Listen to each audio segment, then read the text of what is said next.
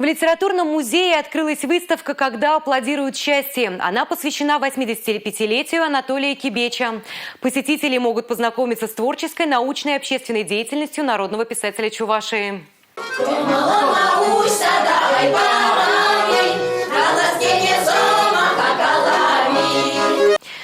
Поэт, писатель, педагог, философ, общественный деятель, но сам себя Анатолий Кибеч называет прежде всего сыном чувашского народа.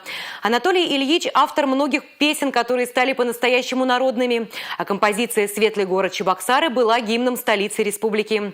В литературу Кибеч пришел зрелым человеком, уже под 40. Его первый рассказ опубликовали в журнале «Капкан» в 1976 году. Юбиляр – автор свыше 70 научных и методических работ по проблемам эстетики и эстетического воспитания. Он написал более 170 статей по национальному вопросу и защите демократии.